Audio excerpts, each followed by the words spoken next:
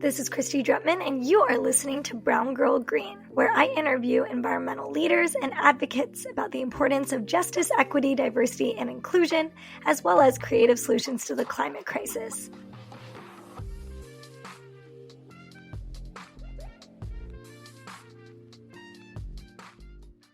I'm working to change the image of what it means to be an environmentalist in the 21st century. Hi, everyone. Welcome to another episode of Brown Girl Green. We are in the winter months here on the East Coast, and your California girl is still super freezing. So I am locking myself indoors and making these podcast episodes. So that is good news for you because I'm bringing on some really interesting guests the next few weeks.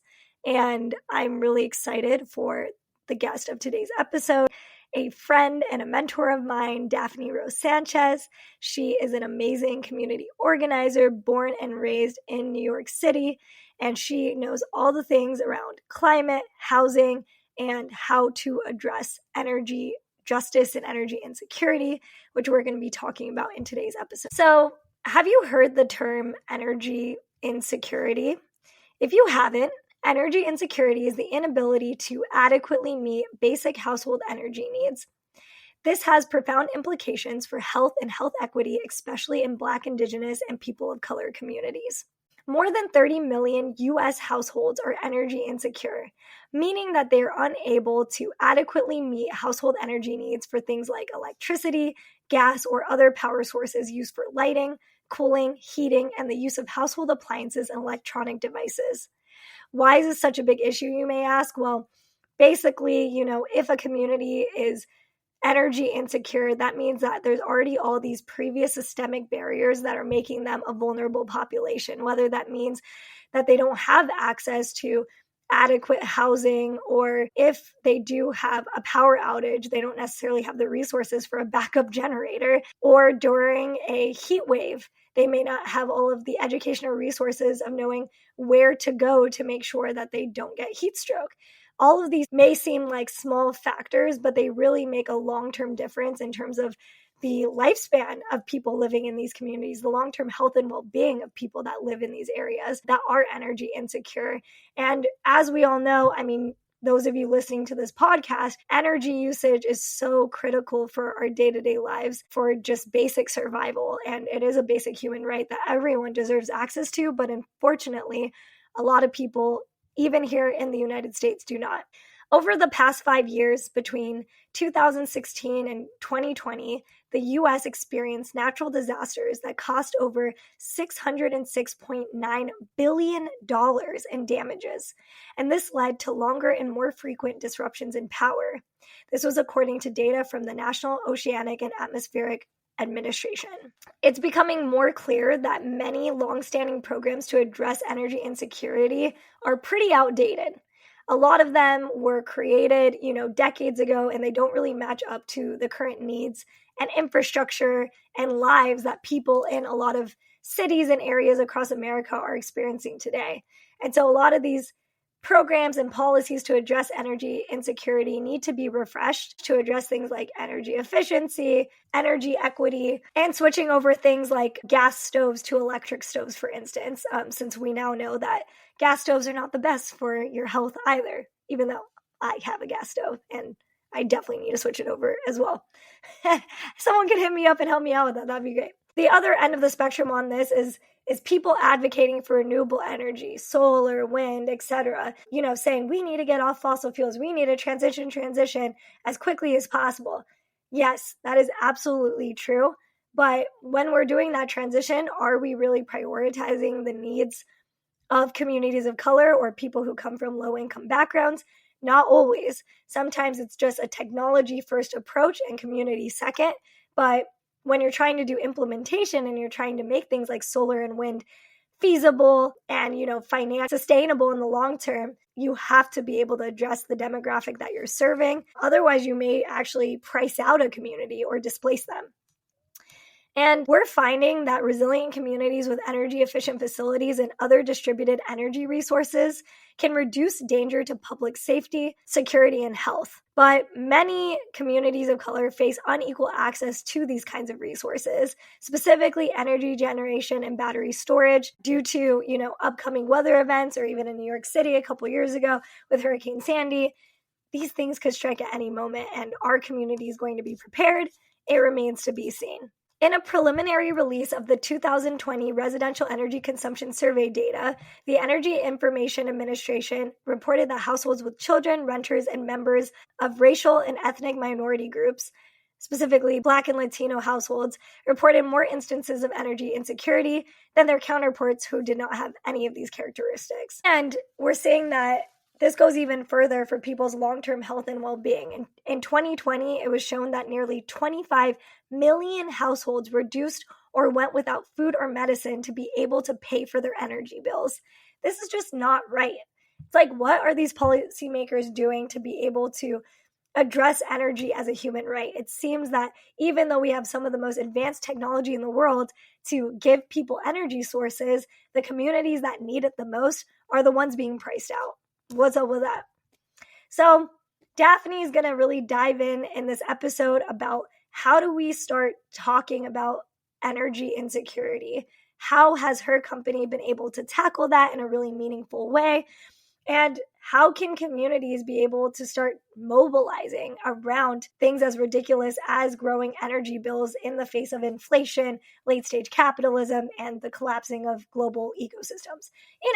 A small but mighty task that we really need to tackle. And so I'm really excited for you all to listen to Daphne speak and share her expertise. And I hope that you get a lot of gems out of this episode as much as I did, as a fellow woman of color entrepreneur trying to put solutions out in the world. Daphne really nails it in the ground about how she built a business rooted in community, grounded in principle, and ultimately making scalable impact for the people that need it the most. So take a listen. Welcome to another episode of the Brown Girl Green podcast. I'm your host, Chrissy Drutman, otherwise known as Brown Girl Green, where I interview environmental leaders and advocates about the importance of justice, equity, diversity, and inclusion, as well as creative solutions to the climate crisis. I am very excited to be joined by a friend and a mentor of mine, and she is going to be telling us all the things about energy justice. So I would love if you could introduce yourself to our audience. Sure. Hi, everyone. My name is Daphany Rose Sanchez, she, her pronouns. I'm the executive director of a firm called Kinetic Communities Consulting, or KC3 for short. We're an energy, equity, and housing firm here in New York City, and really excited to be here. Fantastic. Well, I'm so happy to have you here too, because if people, if you're just listening to the podcast, but if you're also, watching the videos, we are doing my first at-home in-person podcast studio setup. It's been a journey in the making. I really want the podcast to feel more of like a community feel, getting people's voices directly in, my own recording space. So excited to dive into this here today. So, tell us more about KC3. What was the story behind that? What is your background? What has been driving the work that you do in the energy sector? Sure. So I'm a native New Yorker. Like, I'm born and raised in New York. I'm going to probably die here. And for me, the work of energy and housing is very much rooted in my tradition and my culture. I was raised in public housing. My father was raised in public housing. My grandmother was raised in affordable housing. And so one thing that I had realized growing up is that there's this interesting connection of culture and the built environment. And so I started working in sustainability, really focus on how do I connect community to these sustainability initiatives, to environmental initiatives. And what I realized was that the way programs are designed and functioned were not necessarily catered to the people that I know. Mm-hmm. So I went through a long journey of working in social advocacy organizations, nonprofits, for-profits, when I realized I was the only woman of color in my teams making these decisions in a city that's one of the most diverse cities in our country. And so that's how I started KC3. I really started it, unfortunately, out of trauma and wanting to make sure that decisions that are being made related to climate justice and specifically related to clean energy are being done by people that had the lived experiences in these buildings that can really determine, yes, that makes sense, or no, that doesn't make sense. So we've been around for 7 years now. So cool. It's been really awesome. I had the privilege to work with community and bring community on board into the team, and we're able to make some pretty cool and radical change. Super cool. Can you define for people who don't know the term energy justice? Sure. So Dr. Shalanda Baker actually has a really good definition of looking at energy justice in a way that supports communities to transition off fossil fuels, but being mindful of historical disinvestment and historical harm. And so we've seen time and time again, if you look at public housing, if you look at a Section 8 housing, a lot of these buildings have been intentionally disinvested due to structural racist policies like redlining and other nonsense. And so while we're talking about a clean energy transition, people are just thinking about, let's slap on some solar panels and heat pumps and call it a day. But they're not addressing the mold, the lead, the asbestos, the housing crisis. People can't afford to live where they're at. And so just slapping on renewables into a building is not going to fix the current situation that a lot of households are in. So for us, when we talk about energy justice, we're fundamentally thinking about how do you comprehensively address the building systems from a people perspective, ensuring that their rents aren't going to be raised because we're electrifying everything. I love that breakdown.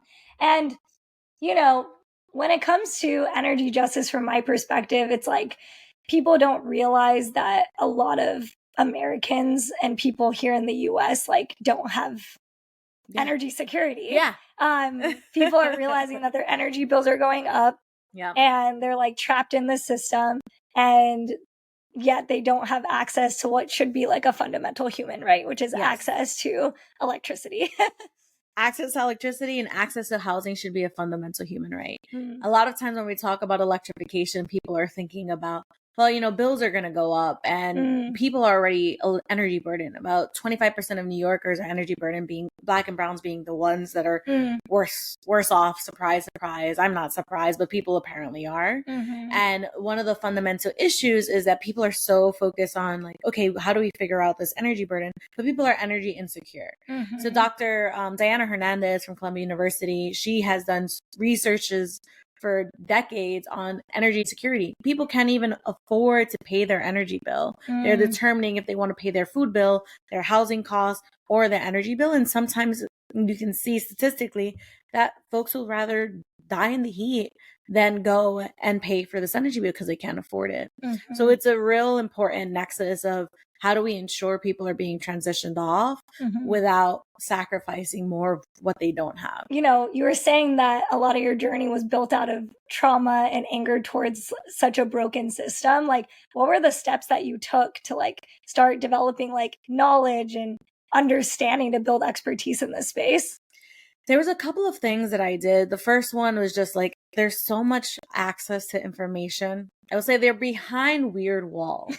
So there are a lot of webinars, there are a lot of reports that are out there that a lot of the leading kind of climate agencies or energy agencies are publishing. Those reports are not accessible in a sense that they are fairly technical. And so once you do have access to those reports that are publicly available, one of the things that I always do is I ran to my engineers. I am a recovering engineer. I did not do well in engineering school. And so I know a lot of other engineers and a lot of other policy folks that love what they do. And I'll go with the report. I'm like, hey, I need you to explain this in kind of common English until I got the understanding and became sort of a technical translator myself. So that was kind of the primary thing. The secondary thing is that there are a lot of resources outside of the energy sector that helps you understand how to navigate different systems. So how do you navigate opening a business? How do you navigate developing relationships? And being in an urban city, I'm grateful that there are agencies that provide those technical services at low or no cost to minority folks and low income folks, because that way we're able to get that opportunity to kind of navigate that space. Those are kind of two things that were incredibly helpful to help me kind of further anchor my knowledge base. I often tell folks, like, as someone that survived Hurricane Sandy, I was angry because I was studying sustainability and learning about it. But at that moment, like when my parents and I were on our roof, I couldn't do anything. I was just like, we're going to die here. And it wasn't until I took a couple of seconds back and kind of reassess and say, wait, what is going on? Like, why did this happen to us? How do we go from public housing to my parents being the first people in multiple generations to purchase a house? And then we're about to die.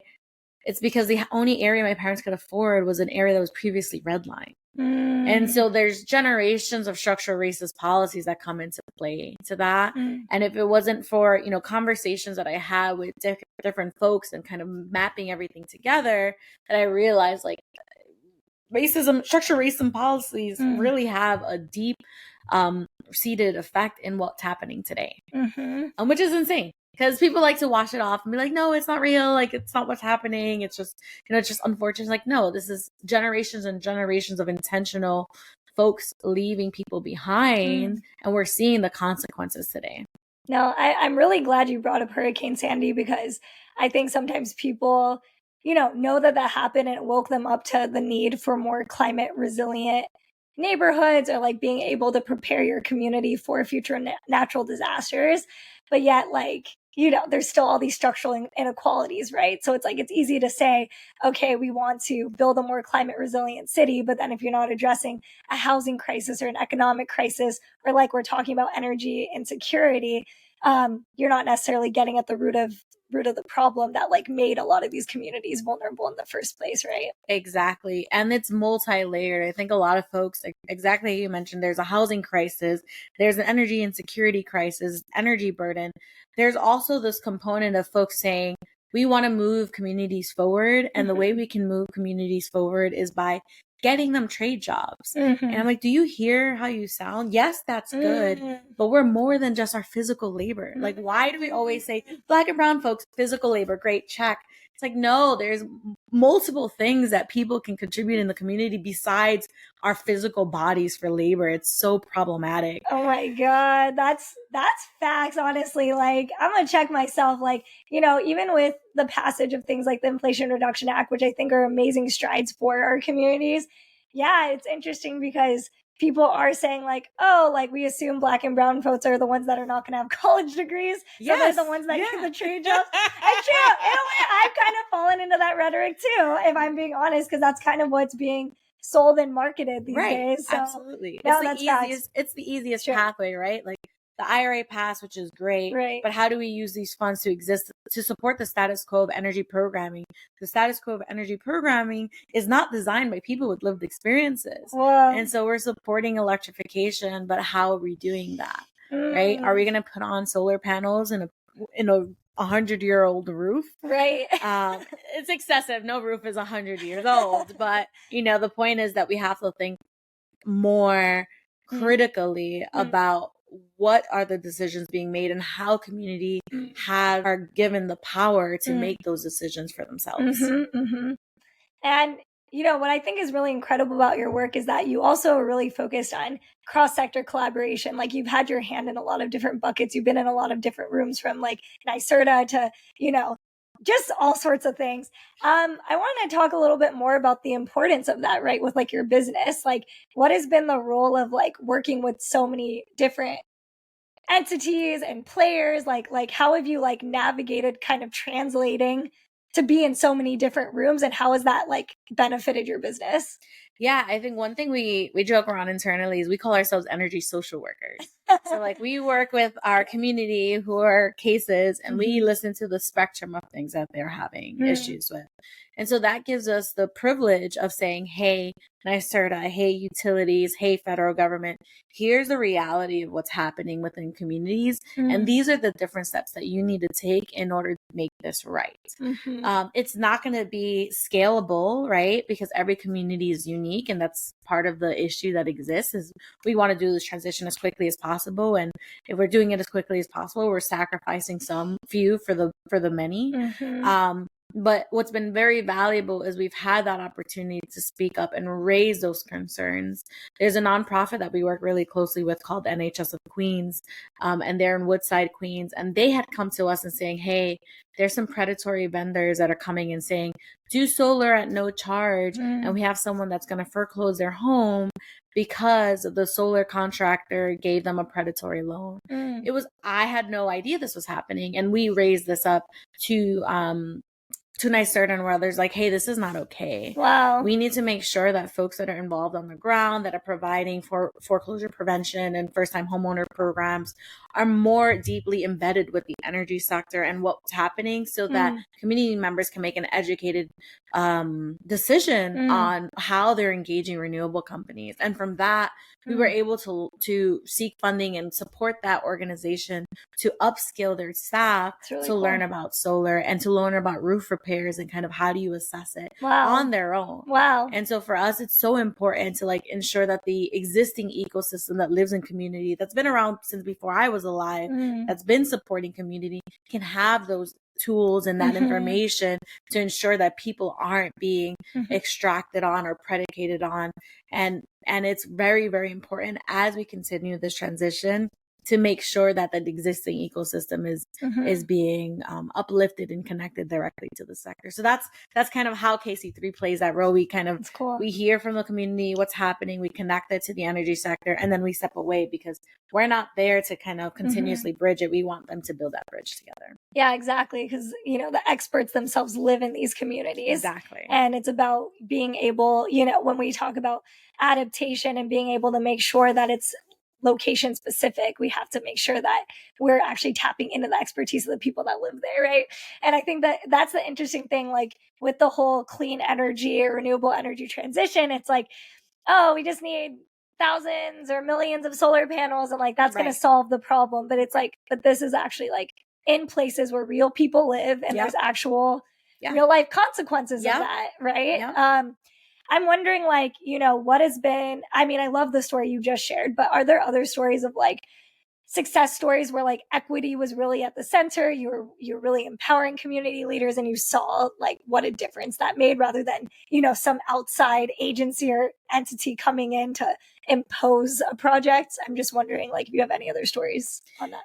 Yeah, I mean, I think the way I intentionally designed KC3 were kind of two components to it. One was the component of respecting and supporting the existing ecosystem in our community to participate in the clean energy transition and lead and spearhead that initiative. And the other one is to literally have community members and people with lived experience to participate in that decision making, a part of KC3. Oh, cool. So most of the folks at KC3 are actually not engineers. Wow. They're folks that have social work background, psychology background, education background. They were teachers. They used to work in swamplands, kind of checking on fishes. And so our role was to say, okay, we acknowledge, similar to myself, right? I come from low-income household. There are other folks in the community that wanted to participate more than physical labor. And so what we've done is we've done a comprehensive training structure internally at KC3 where we provide our staff not only with training on the engineering and how to deal with imposter syndrome. Wow. Because we deal in a predominantly white space and most of my team are women and women of color that have to not only speak up about policies, but speak up in a space that doesn't want them to be there. And so that's very important to me to ensure that not only are we supporting community and our nonprofit partners externally, but that the people we have internally, we're building them up and we're building up that confidence so that they can do the decisions that they need to do. And they're killing it. I mean, they're doing great. That's so cool. And they really understand the dynamics and the intersectionality of being from the community and also mobilizing that change in a way that's respectful to the existing ecosystem.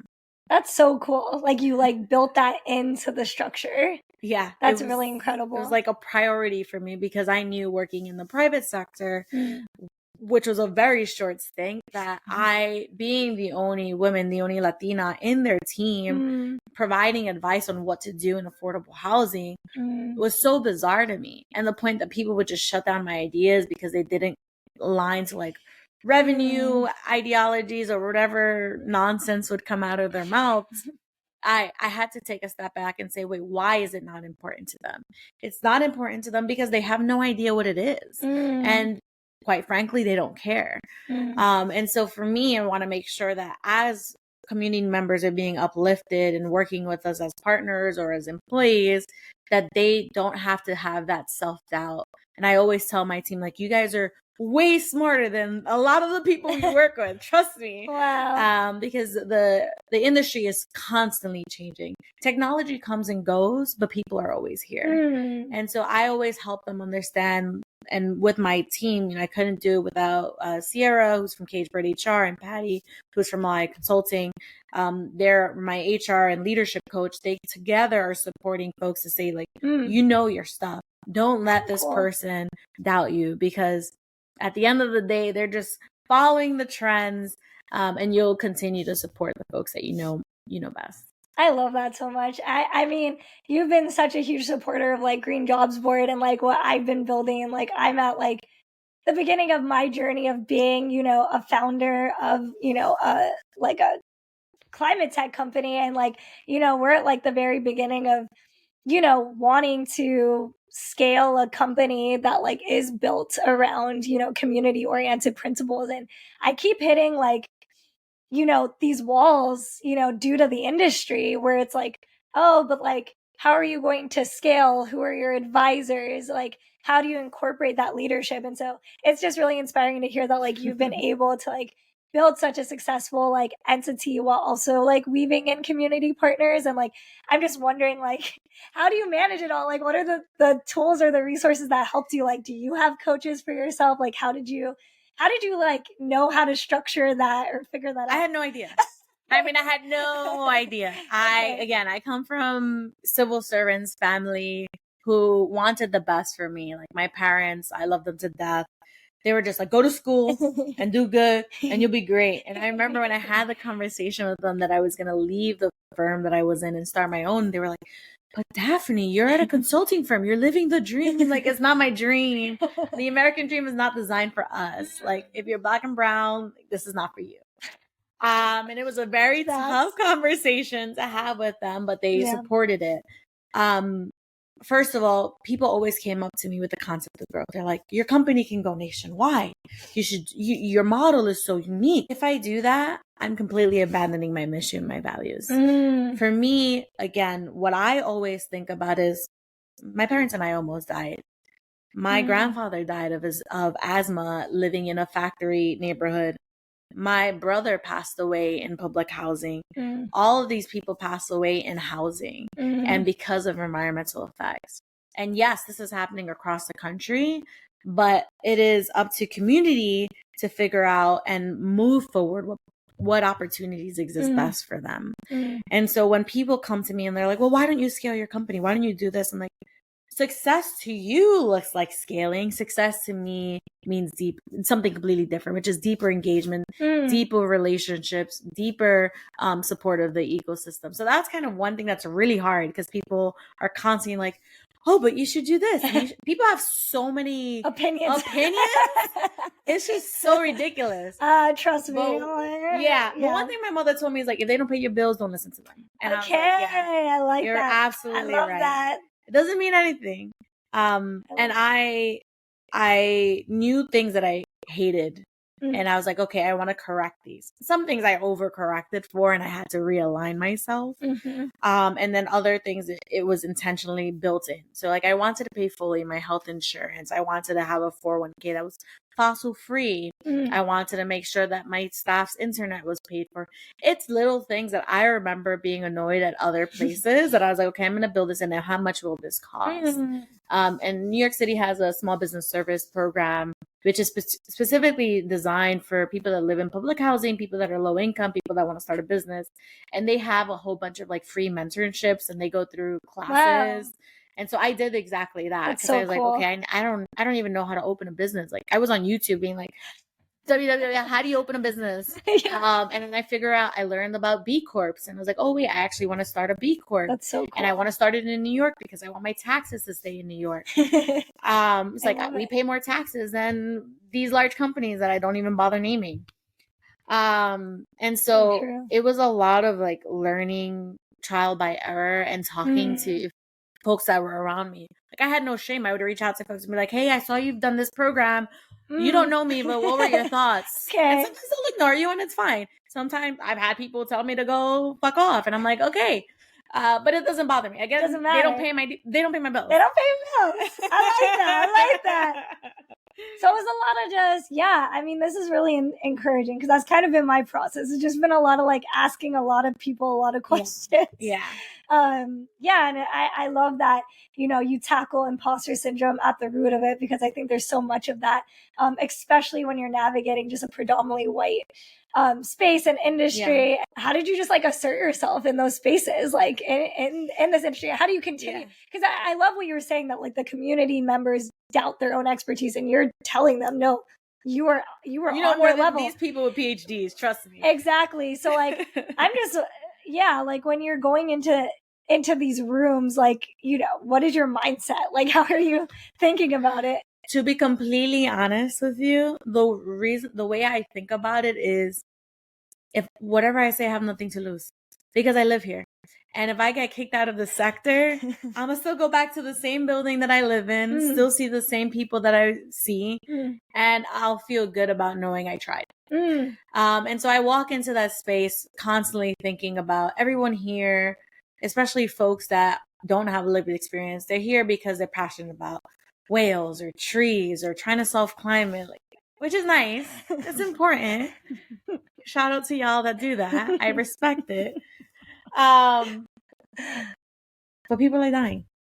And nothing that I can say will change the fact that people are dying for the bad, right? Like, not more people are not going to die.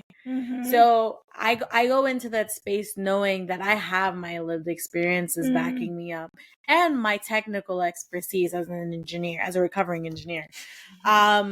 And no matter what people can say, like, I understand what it means to go back home and see my grandmother struggling because there's still factories in the neighborhood, or seeing my family being priced out because of gentrification and because of this investment in like remobilizing buildings in a way that makes sense for the climate, but not sense for people. And so to me, I kind of give no fucks what people have to say, because the reality is that they'll go back and they'll enjoy their summers and their winters. And I go back and I see the shit that we're dealing with because of the policies that we implement. And I want to make sure that, for me, at the end of the day, the policy and the practice has to be connected. Because if it's not connected, then what are we doing? That's facts. So, you're saying, the technology's evolving. Policy obviously moves a lot slower than that. But what are the opportunities? What are the levers that could be pulled, or that you're saying could be pushed forward more to build more energy security, especially in communities of color? Yeah, I think there's a interconnection between policy and organizing. A lot of good organizers out there are really pushing for some strong policies related to tenant protections, or related to ensuring that people aren't getting evicted for no reason.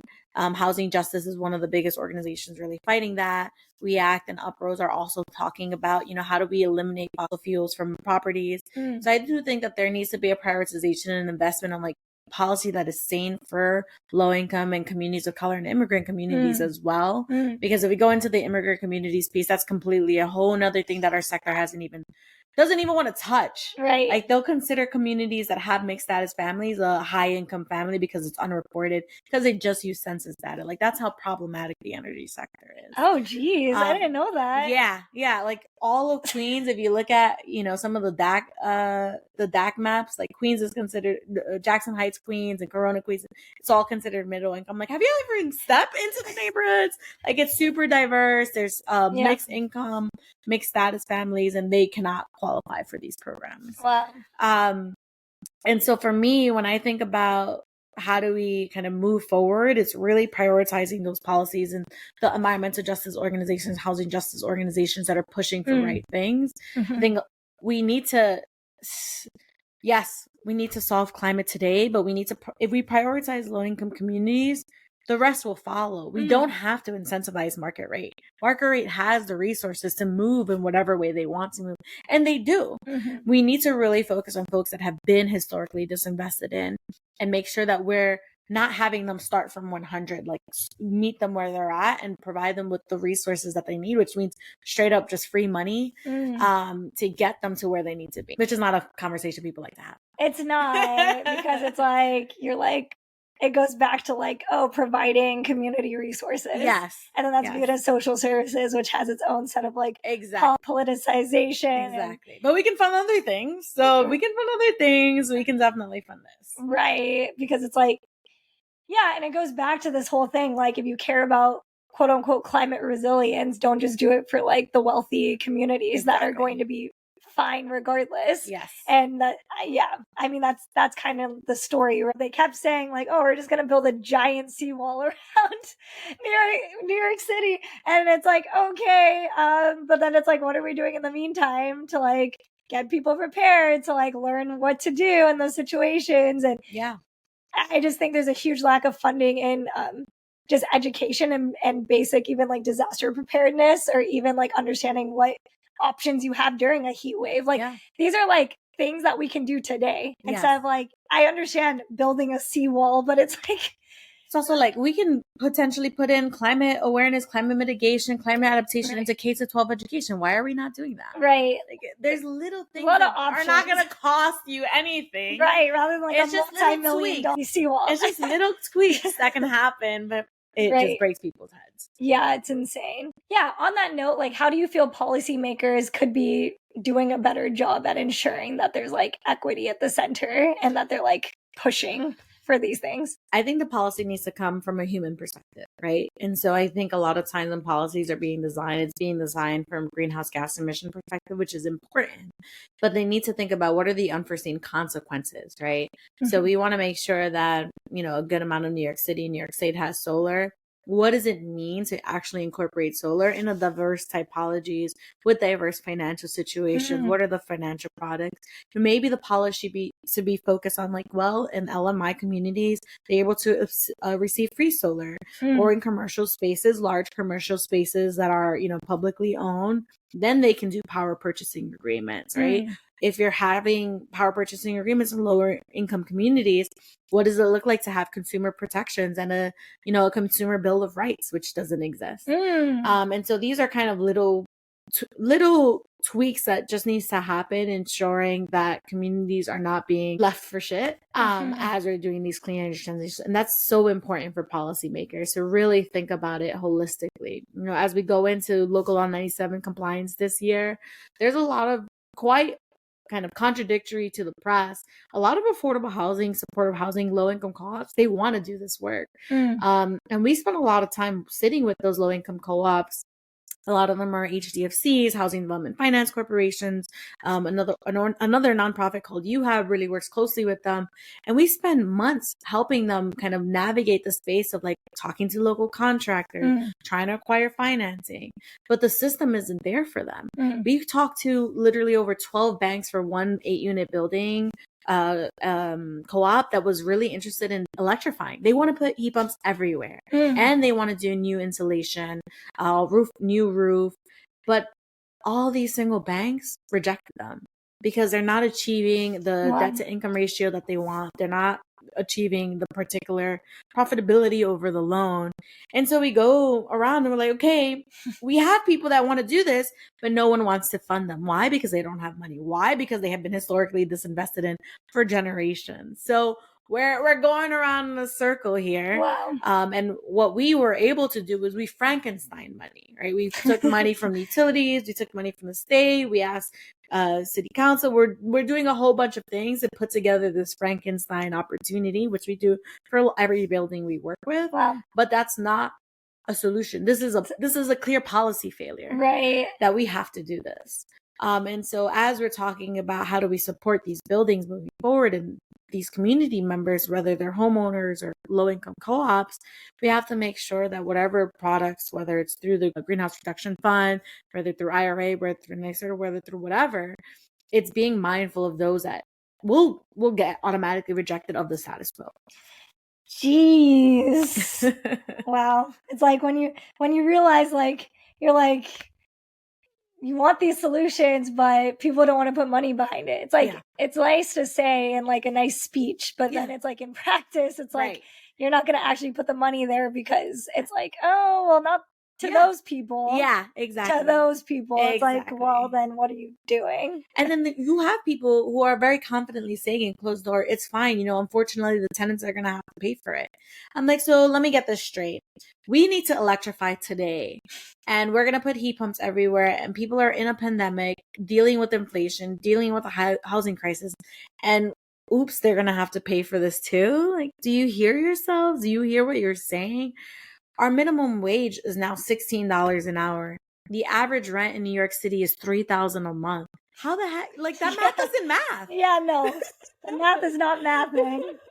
No, it's true. And it's like, and then you're expecting people to like, add on all these other things. And it's like, no, we should be making those things easier for people. We should be making people's lives better. Yes. And then you wonder why people are so furious every election. It's like, right. You're making people's lives literally impossible. And the subway fares went up too. Yeah, exactly. It's crazy. Don't forget the subway fares. I'm like, it's impossible to even like breathe without paying money these days.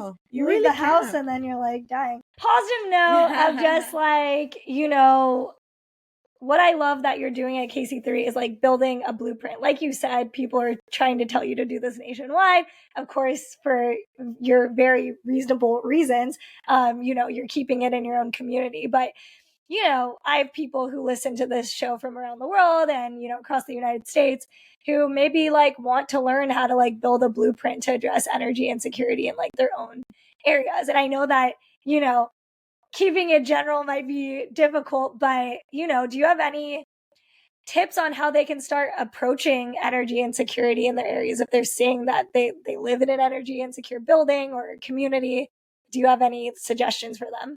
Yeah, I think one thing that the industry responds really well with is data. And so you might know living in an energy insecure building or in an energy insecure home as a renter or as a roommate that something's off. Like your bills are way too high. To begin with, if your energy burden, you're paying more than 30% of your income on your bill. If that is happening, that's your first red flag. Definitely look at what data is available outside, externally, with the caveat that traditionally data is not looking at low income and communities of color. Right. Ironically. That part. But if you start looking at it and you start doing your own surveys and writing up your own reports, like that is gold that you can go to funders, that you can go to government utilities and be like, hey, this is incorrect. Like what? And come up with your own ideas or leverage other people's ideas and connect with them and collaborate with community members or community organizations and tell them like, this is what my data shows. How do we tackle this? And I'm telling you right now, it's the perfect opportunity to do that.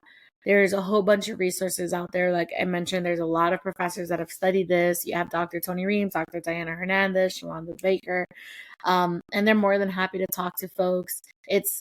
It's hard in the sense that it's hard to figure out where to start, but you should start with what you know and then grow from there. And I can guarantee you that you'll probably do pretty well, considering that this is a space that is one of those like, oh my God, yes, it's very important, but nobody actually does the work for it. Right. And what do you feel is at stake? Like if we don't address energy insecurity in communities, like what is the impacts on, health, economy? Like what are your views on it? It's going to be completely devastating. I mean, it is devastating. We're seeing every single year more and more communities of color are dying because of climate disasters.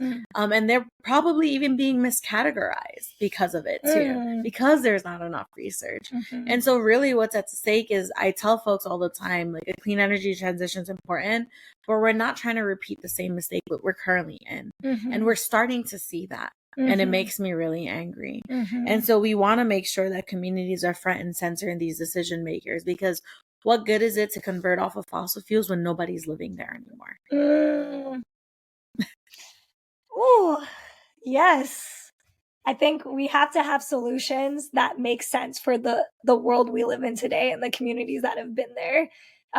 Because if you're not suiting those needs, it's like, again, you're literally systemically, again, disenfranchising, pushing out, displacing communities that have already had so many barriers and things put against them in the first place. You are just so inspiring. Like, I think, you took such a deep systemic issue and you've taken it into your own hands, and you've found the partners that you needed to find, and you've been able to build such a the show's about creative solutions to the climate crisis. I think KC3 is a perfect incubator and example of that being done so well.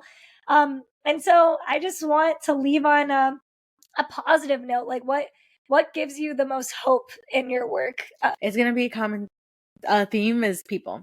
I feel so good. There was a moment in corporate sector that I was feeling like, why am I wasting my time kind of fighting the status quo? As a Puerto Rican, as a person from the projects, like there's this ideology of like, you're going to have kids at a very young age. You're going to wind up getting a job that is not going to be worth your time. And that's your status quo. And there was a very dark moment where I was like, what am I doing trying to fight this existing infrastructure? But I had the privilege to connect to a lot of people across the country that are doing this. Carlos Alvarez, Jamal Lewis, Sonal Jessel. Like, these are folks that Rebecca Morris, like leaned on when this happened. And they're like, what are you doing? Like, what you're saying makes sense. People are now paying attention because you're ringing this bell. I'll rant on social media being like, what the hell is going on? And people would listen, which didn't happen before, right? Because of this ideology of like corporate sector, you should be nice and professional and you shouldn't complain out loud. But no, we definitely need to complain out loud. We need to make sure that people hear us and hear our voices and hear the stupidity that's happening behind closed doors. And so it brings a lot of hope to see people across the country saying the same exact thing, really fighting, and seeing all of you coming in to the sector. And I mean, y'all have been in the sector now for a while now, ensuring that communities and people of all walks of life are paying attention to these issues. So I feel like I'm not going as crazy as I used to. Now I'm just like, I lean into my rants, knowing that it's important, and I lean into the people that I have, because yes, we're pushing against 400 years of structural racism, right? Literally destroyed everything, but there are little wins that makes it worth it. And I feel good knowing that at the end of the day, when I go back home, yes, things are still shitty, but I'm making strides in ensuring that my community is participating and leading the charge. And that makes my conscience feel good. So, so I can sleep at night. Well, I love it. And I think everything that you've been pushing forward is something that you never know. Like, I'm sure you've heard it already, like from other community members who maybe didn't even see themselves in this work before, finally finding new opportunities and ways to expand their own expertise. So I think you're actively opening doors and building the blueprint so other people can follow suit. So thank you so much for your work and for coming on the show. And just to wrap it up, we love to share resources. So if there's any website or way people can reach you and stay connected, feel free to share it. Yeah. So we have finally a relaunched website, because when I started the company, I created like a very like 1980s looking site. Love it. So now we have a site. It's kc3.nyc. Feel free to look at it. We actually have a lot of our papers that we publish about what does equitable decarbonization look like and how do we actually challenge the status quo.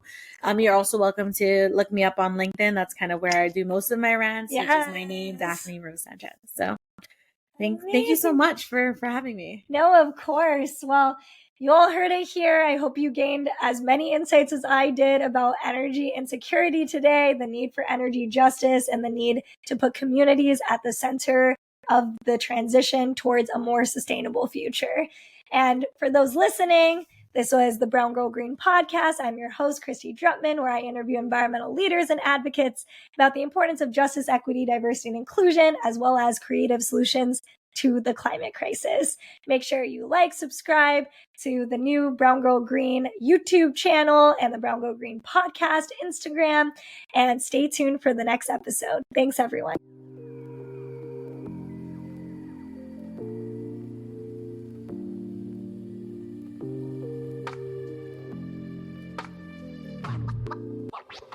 What?